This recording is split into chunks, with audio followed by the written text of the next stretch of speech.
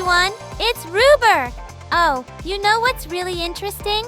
A lot of people come back from their trip to Japan and realize their interest in Japan actually grows even more. And here's the cool part. You don't have to be in Japan to enjoy Japanese goods. Even while you're back home, you can still buy products directly from Japanese shops online. These days, this kind of small-scale international shopping, where regular people import items from overseas, is super common. If you're in the US or Europe, platforms like eBay and Etsy are super popular.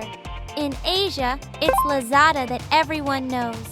Now, up until recently, in most cases, you didn't even have to worry about import taxes on these small orders. But then came the Trump tariffs. Yeah, those tariffs made huge headlines all over the world, but honestly, a lot of people still don't really know exactly how things turned out. So today, I'm going to break it all down for you. We'll go over the latest info on what happens if you're in the US and want to order directly from a Japanese shop. And this is important. I'll also explain what happens if a friend or family member living abroad wants to send you a package in the US. Sounds useful, right? Let's dive in.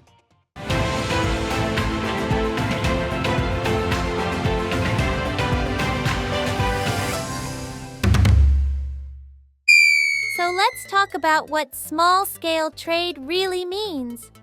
Basically, it's when regular people, like you and me, buy products from shops outside our own country. In other words, cross-border shopping just for individuals.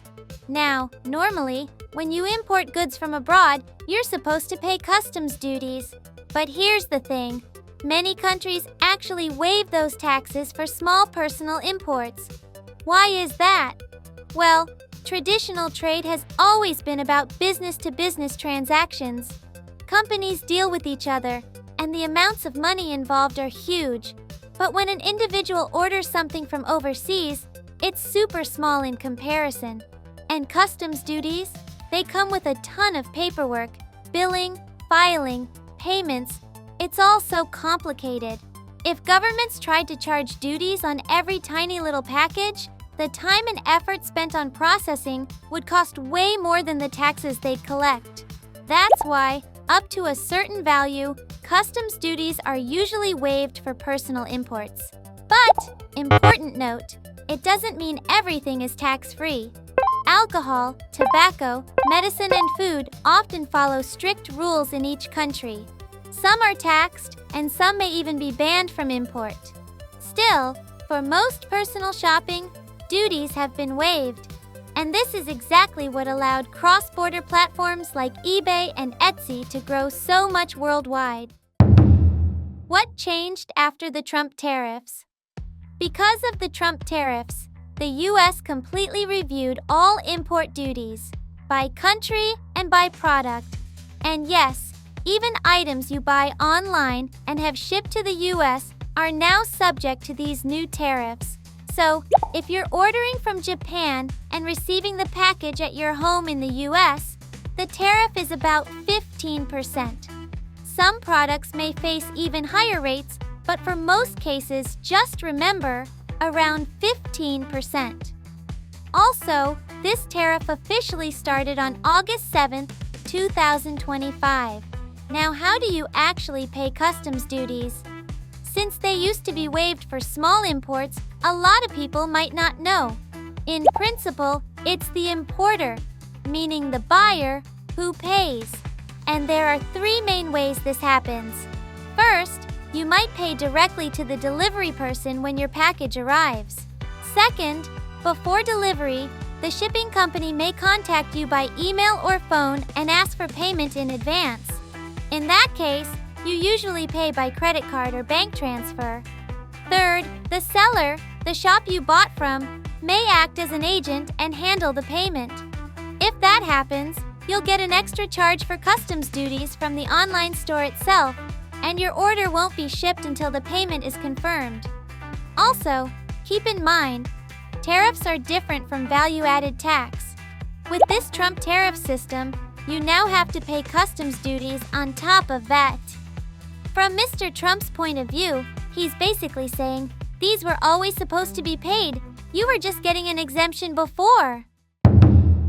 Post-Trump tariffs. Impact on small volume trade. Here at Tariffs Japan, we actually run several online shops that sell Japanese products directly to individual customers all around the world. On average, we handle about 1,000 orders every month. And guess what? Around 60% of those shipments go to the United States. Since September, our transactions with U.S. customers have also become subject to tariffs. So, did orders drop because of this? Nope, not at all. In fact, they've even shown a slight increase. Of course, because this is a brand new system, there's been a bit of confusion. Not every website or platform has fully updated their systems and policies yet. But here's the key point. Many of the products we ship from Japan are deeply discounted or simply unavailable in the U.S. market. These are items that people really want, even if it means importing them personally. So for now, the Trump tariffs don't seem to be having any major impact on our sales. Chaos among Japanese shipping companies. Up until now, when individuals bought something from Japan and had it shipped to the US, tariffs were waived. But here's the problem. Major Japanese delivery companies aren't really used to handling customs procedures for small-scale personal imports.